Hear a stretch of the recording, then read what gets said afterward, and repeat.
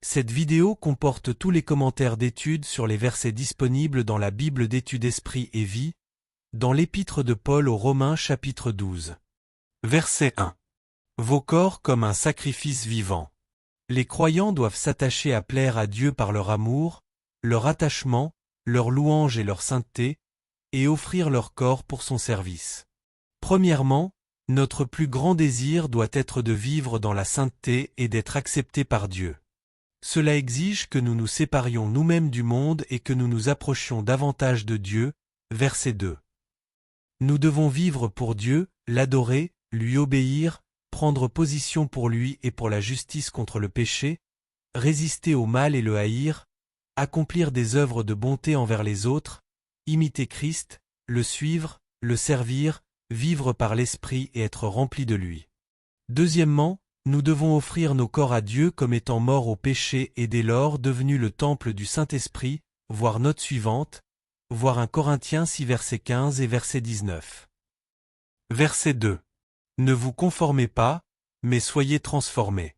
Paul sous-entend ici plusieurs choses. Premièrement, nous devons réaliser que le système actuel du monde est mauvais, Actes 2 verset 40, Galates 1 verset 4, est placé sous la domination de Satan, Jean 12 verset 31, 1 Jean 5 verset 19, voir l'article intitulé Les chrétiens et leurs relations avec le monde. Deuxièmement, nous devons nous élever contre les formes populaires de l'esprit de ce monde qui prédomine, et proclamer les vérités éternelles et les justes valeurs de la parole de Dieu, et ce, pour la cause de Christ, 1 Corinthiens 1 verset 17 à 24. Troisièmement, nous devons mépriser ce qui est mauvais, aimer ce qui est juste, verset 9, 1 Jean 2 verset 15 à 17, voir Hébreux 1 verset 9, note, et refuser de céder aux différents types de mondanité qui entourent l'Église, tels que l'avidité, l'égoïsme, l'opportunisme, la pensée humaniste, les manœuvres politiques à des fins de pouvoir, l'envie, la haine, la vengeance, l'impureté, le langage ordurier, les distractions impies, les vêtements aguichants et peu modestes, l'immoralité, la drogue, l'alcool et les amis mondains. Quatrièmement, notre esprit doit se conformer au mode de pensée de Dieu, 1 Corinthiens 2 verset 16, Philippiens 2 verset 5, à travers la lecture et la méditation de sa parole, Psaume 119 verset 11 et verset 148, Jean 8 verset 31 à 32, 15 verset 7. Nos plans et nos ambitions doivent être déterminés par les vérités célestes et éternelles, et non par cet âge mauvais, provisoire et éphémère. Verset 6. Des dons différents, selon la grâce. Paul énumère ce que l'on peut appeler les dons de la grâce, en grec charismata. Il s'agit de désirs ou de dispositions intérieures mais aussi de capacités, Philippiens 2 verset 13, accordés par le Saint-Esprit à des membres de l'Assemblée dans le but d'édifier le peuple de Dieu et d'exprimer l'amour de Dieu pour les autres, voir 1 Corinthiens 12 verset 1, note, 14 verset 12 et verset 26, 1 Pierre 4 verset 10. Chaque croyant a au moins reçu un de ces dons, 1 Corinthiens 12 verset 11, 1 Pierre 4 verset 10. Cependant, le don que l'on possède en premier n'exclut pas l'exercice d'autres dons. La liste que Paul fait des 7 dons de la grâce doit être considérée comme étant représentative plus qu'exhaustive, voir 1 Corinthiens chapitre 12 à 14 pour une exposition plus détaillée des dons spirituels. Verset 6. Le don de prophétie. Pour en savoir plus sur le don de prophétie, voir l'article sur les dons spirituels pour les croyants, et celui intitulé Les ministères, dons de l'Église. Verset 7. Ministère, enseignement. Premièrement, le ministère est le désir, la capacité et le pouvoir donné par Dieu d'apporter une assistance pratique aux membres et aux dirigeants spirituels de l'Église, afin de les aider à assumer leurs responsabilités envers Dieu, voir Actes 6 versets 2 à 3. Deuxièmement, l'enseignement est le désir, la capacité et le pouvoir donné par Dieu d'examiner et d'étudier la parole de Dieu, et d'éclairer, de défendre et de proclamer sa vérité de manière à ce que les autres croissent dans la grâce et dans la piété, 1 Corinthiens 2 versets 10 à 16, 1 Timothée 4 verset 16, 6 verset 3, 2 Timothée 4 verset 1 à 2, voir 2 Timothée 2 verset 2, note.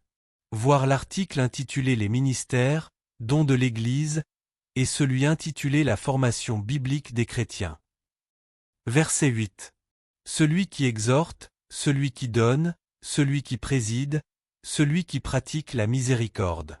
Premièrement, exhorter renvoie au désir, à la capacité et au pouvoir que Dieu a accordé à l'homme de proclamer la parole de Dieu de manière à toucher le cœur, la conscience et la volonté des auditeurs, à stimuler la foi et à susciter un engagement plus profond envers Christ et une séparation plus complète d'avec le monde, voir Actes 11 verset 23, 14 verset 22, 15 verset 30 à 32, 16 verset 40, 1 Corinthiens 14 verset 3, 1 Thessaloniciens 5 verset 14 à 22, Hébreux 10 verset 24 à 25. Deuxièmement, parce que l'homme dispose de ressources au-delà de celles qui vont lui permettre de répondre aux besoins fondamentaux de la vie, le verbe « donner » renvoie au désir, à la capacité et au pouvoir accordé par Dieu de donner gratuitement de ses biens personnels et par conséquent de pourvoir aux besoins de l'œuvre ou du peuple de Dieu, 2 Corinthiens 8 verset 1 à 8, Éphésiens 4 verset 28.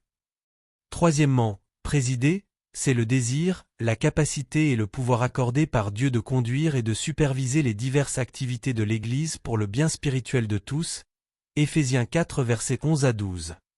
1 Timothée 3 versets 1 à 7, Hébreux 13 verset 7, verset 17 et verset 24, voir l'article intitulé Les ministères, dons de l'Église. Quatrièmement, pratiquer la miséricorde renvoie au désir, à la capacité et au pouvoir d'aider et de réconforter ceux qui sont dans le besoin et dans la détresse, voir Éphésiens 2 verset 4. Verset 9. Ayez le mal en horreur. Voir Hébreux 1 verset 9, note. Verset 10. Soyez pleins d'affection les uns pour les autres. Tous ceux qui, par la foi, sont pleins d'affection pour Jésus-Christ, doivent être pleins d'affection les uns pour les autres en tant que frères et sœurs en Christ, 1 Thessaloniciens 4 versets 9 à 10, avec sincérité, bonté et tendresse. Nous devons penser au bien-être de nos frères et sœurs, à leurs besoins et à leur état spirituel. Nous devons les comprendre et les aider lorsqu'ils passent par des moments difficiles. Nous devons nous honorer les uns les autres, et respecter les qualités et les dons des autres croyants, voir Jean 13 versets 34 à 35, note.